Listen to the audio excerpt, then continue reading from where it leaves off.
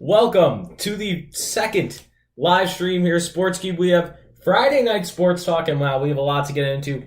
First off, is the MLB season going to go down and be gone forever? We saw this with the Cardinals today, as two more Cardinals have tested positive. We'll get into that. The SEC and Pac-12 are going to be only playing specific games within their particular divisions.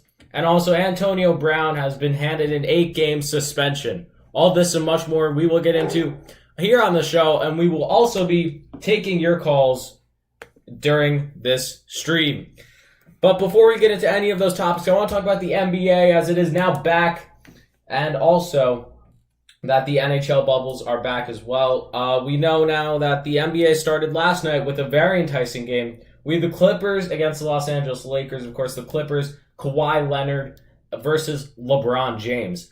LeBron and the Lakers did come out on top, though, but it was a very tight game, finishing 106-104, with LeBron making the game-winning shot with only 11 seconds left in the game. Clippers couldn't make it back. Kawhi and the Clippers take a loss, although they are still projected to get into the playoffs, and that's where we're looking right now. As currently in the NBA, we do have a very tight matchup against two great teams, as the Bucks are leading the Celtics 102-101 right now in Orlando.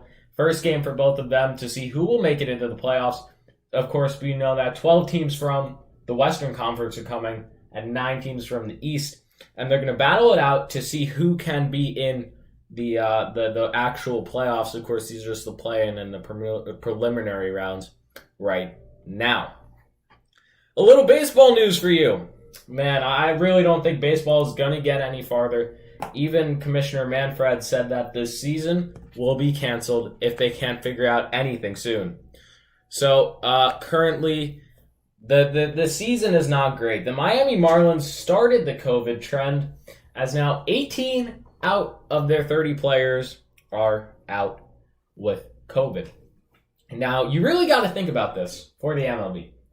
If 18 out of 30 players are infected, that could be, the Marlins probably couldn't even put a team on the field right now. Those 12 players who don't have COVID probably couldn't even be on the team or even make a team right now, because there's only 12 of them. If you figure 5 of those guys could be pitchers, they can even put a full 8 guys out there with a pitcher and then give that a bullpen. These Marlins are going to have to make them up with double headers, which also now MLB did approve. Starting tomorrow, any double headers that have to be made up will be made through only 7-inning games.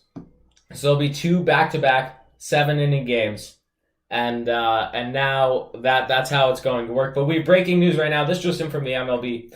Networks that broadcast MLB games are told to prepare for alternate programming next week in case the league does shut down. This is not a good sign. This is just breaking news from ESPN. This is showing that MLB is definitely not going to be able to sustain their entire season because they do not have a bubble method. Like these other leagues where they have the bubble, all teams are in one place. All these players are bouncing around all the time, seeing different people in different cities. And saying that MLB just gave that warning to networks like Yes, SNY, ESPN, I don't see it happening at all. And if you see it happening, you have some hope, because again, I just don't think this is possible. I said it in my last live, and I'll say it again. If you've 18 out of 30 players from the Marlins infected through the first series of MLB, how are you going to sustain a whole season? And now you have the St. Louis Cardinals too? It's not okay. This is not going to work. And I don't see it happening. 2 Cardinals have been infected now. The game in Milwaukee has been postponed tonight. And we are not going to be able to see that game progress, saying that 2 players, not staff, players have been infected, which is even worse for the MLB now. Again, it's just too hard. If you have players flying on planes everywhere, going to all these different places, there's no hope for this MLB season. And even Commissioner Manfred doesn't believe in his own league and is asking players to take more precautions. You have literally 3 guys within 6 inches of each other at the plate when a batter steps up. You have the umpires, let's say Joe West is there. You have Cody Bellinger, And then you have behind the plate Buster Posey, even though he's not playing. That was an example. You have those three guys. They're within 6 inches of each other. Then they walk back to the dugout. Bam. Everyone is sharing each other's dreams. And then those guys go and hop on a plane and fly back to their home cities. How does that work out? It doesn't. It doesn't, and it doesn't. We've seen this over again with COVID. Large groups, it spreads. While it might not have drastic effects on people, it is still infecting them and putting them out for 2 weeks at least until they have 2 negative COVID tests where they can return to the game. And before we go further than that, speaking of players returning to the game, Aroldis Chapman is cleared to come back for the New York Yankees after testing positive for COVID before the season even started. Chapman was a dominant figure for the Yankees relief pitcher closer, and they've had to substitute pitcher Zach Britton in substitution.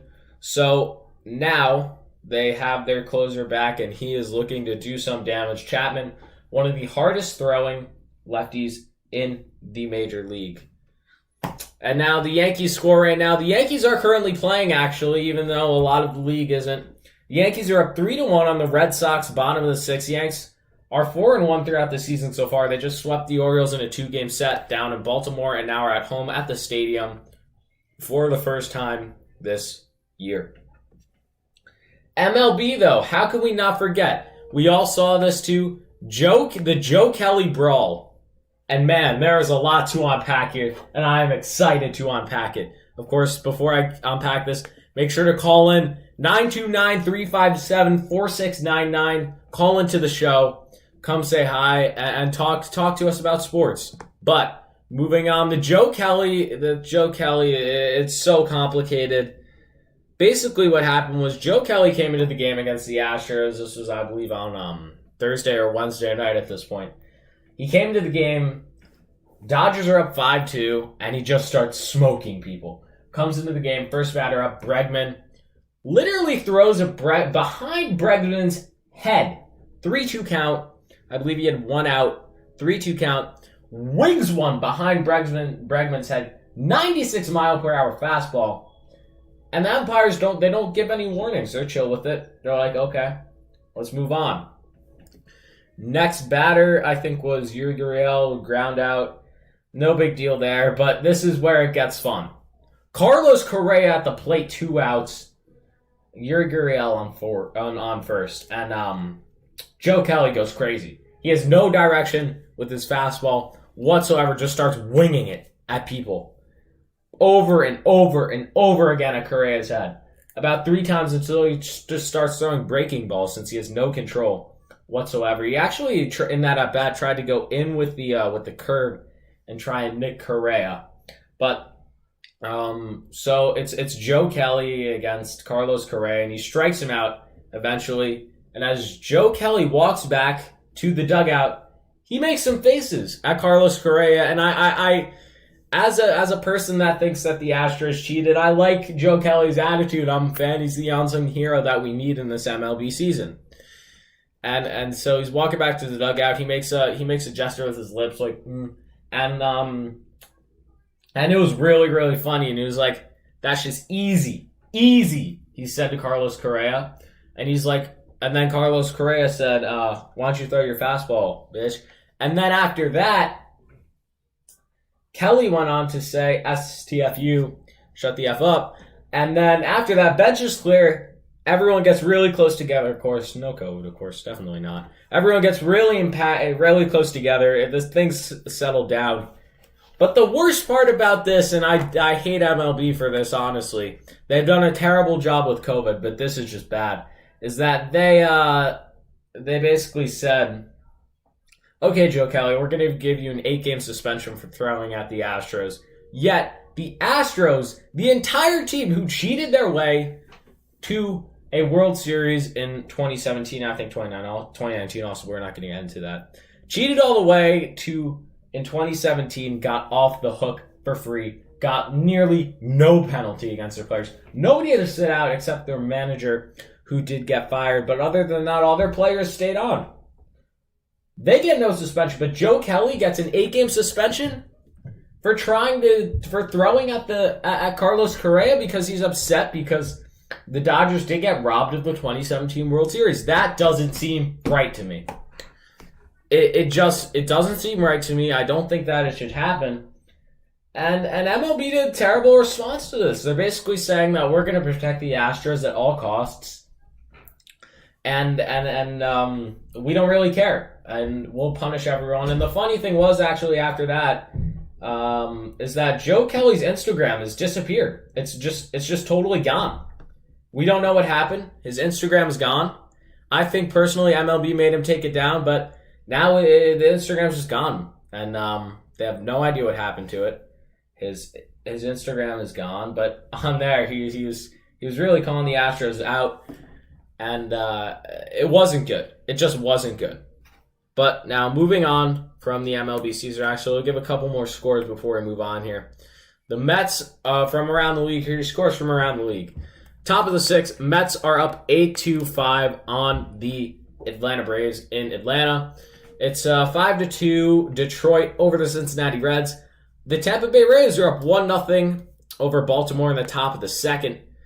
Chicago White Sox up 3-1 on Kansas City in the top of the fourth. Colorado's up 2-0 in the bottom of the second against San Diego. A couple more games for you here.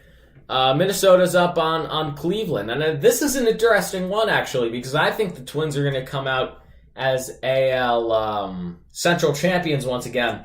I think the White Sox actually might take that second spot this year, and the Indians will have to fight for a wild card. Anyways, Minnesota's up 4-0, top of the third, 2 outs. 0-0 in the Pittsburgh-Chicago game. Top of the first. And yeah, that's basically it from around the league right now. But now moving on to the big story of the day, I would say. Antonio Brown has been suspended. Once again, yes. Antonio Brown has been suspended 8 games for misconduct. And we all saw it coming, really. He gets an 8-game suspension for violating personal conduct policy. And honestly, I don't think anybody at this point wants to sign Antonio Brown. He's a player that has improved his self-worth, and he can't really control himself. He's kind of like the he's basically Joe Kelly of football. I know he got stuck all up in these allegations, and now he can't get out, and it's just bad at this point. And I don't think anybody wants to hire him. Of course, the Patriots tried him out for a game, but that didn't materialize to anything. So yeah, I think we're just gonna have to wait to see if anybody picks up about Antonio Brown. But it's an unlikely situation. I don't think anybody really wants him. Nobody really needs him. Well, teams need him, but I don't think they're gonna take that misconduct on him. And I think that they'd rather have their locker room be healthy and everyone else have a working relationship with each other than Antonio Brown to go after them. It's just not needed, and it's not worth it. So that's where I stand on the Antonio Brown case. NHL playoffs are starting tomorrow, though. The Rangers and the Carolina Hurricanes face off game 1 of 5 in a 5-game set. Rangers-Canes, 12 p.m. tomorrow. I think the Rangers here start Henrik Lundqvist just because of his experience. He knows the playoffs, he can maneuver them, and he's great against the Canes. The Rangers went 4-0 on the Canes this year. They're hoping to bring that back into the playoffs. Of course, up in the Toronto bubble, up in Scotiabank Arena. And they're weird playoffs here because these are just, again, like the NBA, they're basically playing games. And if you win the series, then you move on to the actual Stanley Cup playoffs. Because I remember these are just basically preliminary rounds for me. So that's where it is for me. I think that out of this, you have a lot of competitive teams up in Toronto and in Edmonton as well. The Rangers do have a shot. Islanders have a shot at it, although I wouldn't want to see that happen. Florida Panthers are out. Habs are out. The Montreal. I think it's going to be the Capitals are going to get up again. You know, they're trying to do a two-peat here after winning last year's. And out in Edmonton, there's a lot of competitive teams. I'm not that familiar with the West, but teams that I think could make a run. Blackhawks are looking filthy. Even though they're the 12 seed in this and they have to go up against a tough number 5 seed, the Blackhawks do have a chance, and I'll tell you why. They're led by leadership like Patrick Kane, Jonathan Taves. and others among them, and Corey Crawford. This team can power through. We've seen it before. They won the Stanley Cup, and they could do it again. As a 12 seed, they're an underdog. They want to prove themselves. They have the chance.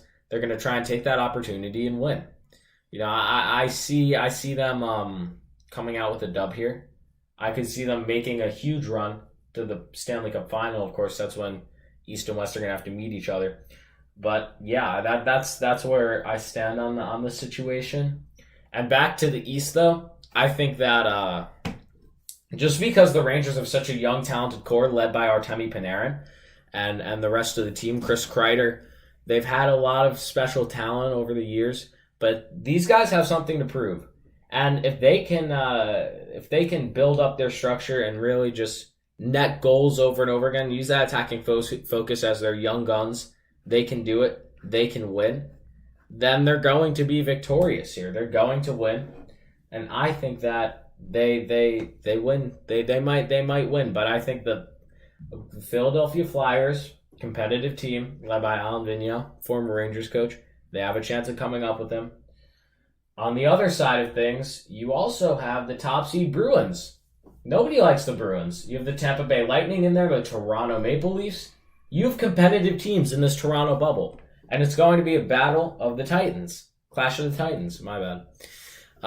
We're going to just have to see what happens, and I hope the Rangers pull off the dub here, and we're just going to have to see what happens. But one of the bigger stories here as well is college football is a big thing, as the Pac-12 and SEC have approved conference only for slate for football, which is going to make things a lot different. The Pac-12 approved a 10-game conference-only fall schedule for football to begin on September 26th with a lot of built-in flexibility due to COVID. Each team will play 5 home and 5 road games, and the Pac-12 championship will now be played on either December 18th or 19th. The conference title game will be held in a home-hosted model for 2020, not at the NFL's new stadium in Las Vegas, as was planned. The Pac-12 and partners Allegiant Stadium and the Raiders have agreed to do it in 2021, as it'll be the real unveiling of the Las Vegas stadium. Games that can't be played on their scheduled dates can be picked up in bye weeks, and the Pac-12 and Big Ten both announced on July 10th that they would play a conference-only schedule, but Friday was the first time that the Pac-12 announced specifics. And out of these teams, you have a lot of competitive teams in the Pac-12. You have Arizona, Sun Devils, Arizona State. Oregon, of course, are the big hitters here from this conference, along with Utah and USC, UCLA. Although USC and UCLA they've been dormant. They've been quiet lately. I don't know what's going to happen to them. I could see Oregon led by Justin Herbert, of course. They can make a run here. They can make a run and win this conference. They've done it before. They could do it again. And this is competitive here. But Oregon has a chance to win. And with the Big Ten and Big 12 yet to announce their plans on Friday, it marked the third straight day this week that a Power 5 conference had made drastic changes to its fall football schedule. Everyone's trying to work around COVID, and it's becoming really, really hard. But they're trying to make the most of it, and they're trying to pull off a season to try and bring some entertainment to the viewers, which I applaud the Pac-12's initiative. Unlike the MLB, they didn't wait around. They just did it. They got together, and they decided what they were going to do, unlike the MLB, which they flopped around and they couldn't get anything done, which is it's terrible for them. But I think that the MLB, they win it here. They're not going to make it. MLB's not going to make it. They're not going to make it at all. Hello. What's up, caller? Hi. Is this Sports Cube Entertainment? Sports Cube Entertainment. Yes. What do you want to talk about? Hi. So I was just wondering what your outlook was on college football. Do you think there might be a spring season? Spring season? There could possibly be a spring season. I think so. We've seen with the fall, the football they've tried to make the most of it, and I think that I think there's going to be a vaccine by the spring, and things will be somewhat back to normal. And then I think by that point you can work around it and still get your spring season off. Do you think it's going to affect the recruiting season? Yes, definitely. That's actually a big thing here because all these high school athletes and college athletes actually don't actually have a season this year. All the spring athletes got cut off, and you could see it going into the fall too. They could get cut off, and nobody's gonna be able to see them. No college scouts or anything, and that's gonna be a big thing for people that are hunting scholarships, looking to go to college. They're not gonna have that opportunity anymore. Wonderful, wonderful, Daniel. I'm a big fan of your podcast. I you really do a great job. I'm a big Sports Cube fan. Thank you very much. Thanks for being on the show. Yeah, for sure. I'm gonna hang up, but you know what? I hope to see you soon there, cuz. Thank you. You too. And just like that caller was saying, the college recruiting process it's totally screwed now. And even the regular recruiting process just for high school athletes. Nobody's getting recruited this spring, and that's having a huge effect, especially on people that have grinded. They've wanted this opportunity, and now they don't have it. They don't have it anymore. They're done. So how is that going to affect the actual sports world? We don't really know because we could see athletes with immense talent go without a scholarship. They're going to have to try and walk on, and they're going to have to even put more work in. It's really, really risky right now because we don't know what is going to happen. And then back to the NBA now in that final. The Bucks do pull out the victory here, 119-112. Bucks win. They go 1-0. Now they're 54-12 on the season. Celtics drop to 43-22. Celtics are going to have to make a run if they want that playoff spot as it's getting tight for them. And as for the Yankees, it's still 3-1, top of the seventh. Jackie Bradley Jr. is up. Chad Green pitching. So now some more scores now from around the NBA. From today, for the first games, the Magic did beat the Nets 128-118. The Grizzlies fell to the Trailblazers 140-135 in overtime. Dame Lillard coming in clutch in that one. The Suns surprisingly took over the Warriors 125-112. And like we just told you, the Bucks took Jason Tatum and the Celtics 119-112. Kings and Spurs, Kings up 65-64 at the half. And as for some European soccer, we have some soccer coming back. Napoli versus Lazio. Last game of Serie A tomorrow. Juventus playing AS Roma at home. Last game of Serie A. Juventus, of course, have already locked up the Serie A, but this is all now for Europa and Champions League play. And for Man United, they secured the bag. They are in the Champions League for next year, but that does not mean that they don't have to play at the Europa League. They're scheduled to play LSAK Linsk on on Wednesday. They are already up 5-0 on aggregate, and it should be an easy victory for them. We're just going to have to wait and see what happens. But United are up 5-0 on away goals, so it should be an easy ride. But Manchester United really want Jadon Sancho. Jadon Sancho, top target on United's list, and he wants it, Ole Gunnar Solskjaer wants it done as soon as possible. There have been reports now that Liverpool are preferring to sign Jadon Sancho. United have really targeted him all year, and they really want him badly. They need him badly, and if they want to be a competitive Champions League team, they need him now. They can't wait. They need him now. And if they don't sign him, and if he goes to Liverpool are going to be ever so dominant once again. You know, United's goalkeeper situation hasn't been there. David De Gea, he's been off his game a lot lately. And you got to think about it. If they want to be competitive in the Champions League once again, they have their spot next year, they need a star player like Sancho. Sure, they have someone like Rashford. He's a great player. But they need that second figure. Bruno Fernandes came in this year. You saw how much damage he did against other players. He had the most penalties, I believe 23, just because of how many he got due to VAR. Well, we're not going to get into that, though. And, I think that United need to sign them if they want to be a major power again. Paul Pogba's staying, and they need it right now. They need it now. Otherwise, they're not going to be a competitive team. They're not. They're just not going to be a competitive team. And as for other sports news, of course, we have the NHL playoffs start tomorrow. NBA bubble. There has been some reports out of the NBA, but it's going well for the NBA. You've seen the bubble methods in both the NHL and the NBA. They're going well, and they are going to succeed. No positive COVID tests in either bubble right now.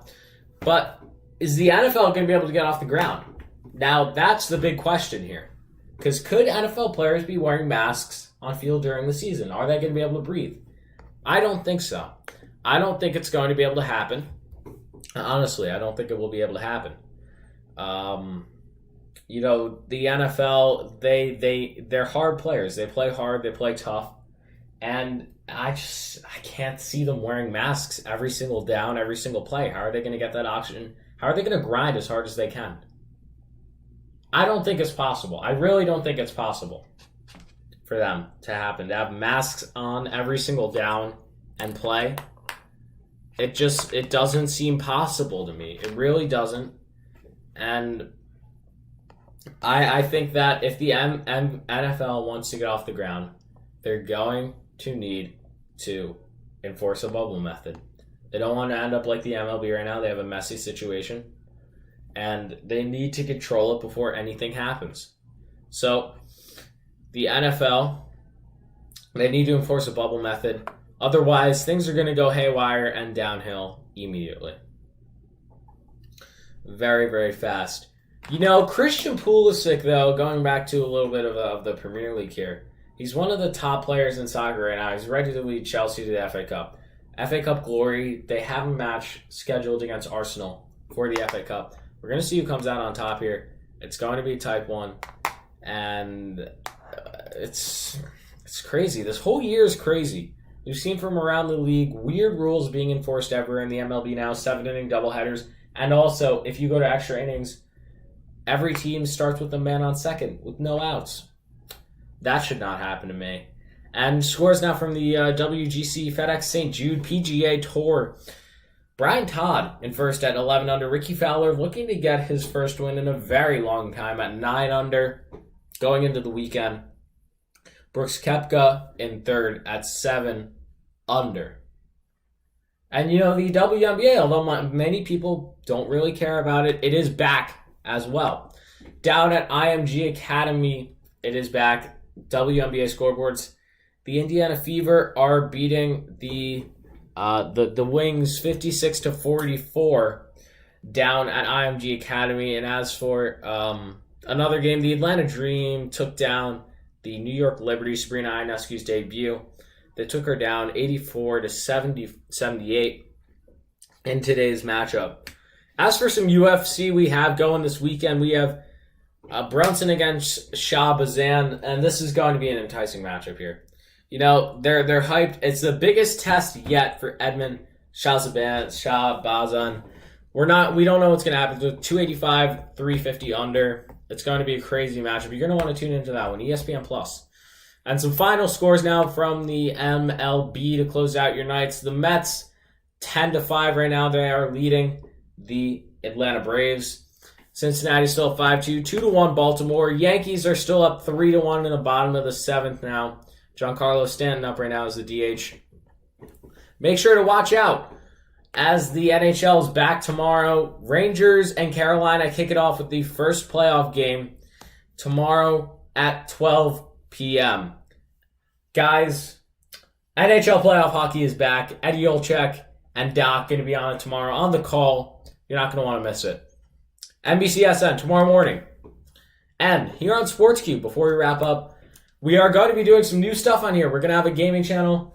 We are going to have some new live streamers on here. And also, sports card breaking. We are going to break packs right here on the live stream. If you want to see that, make sure to subscribe to our channel.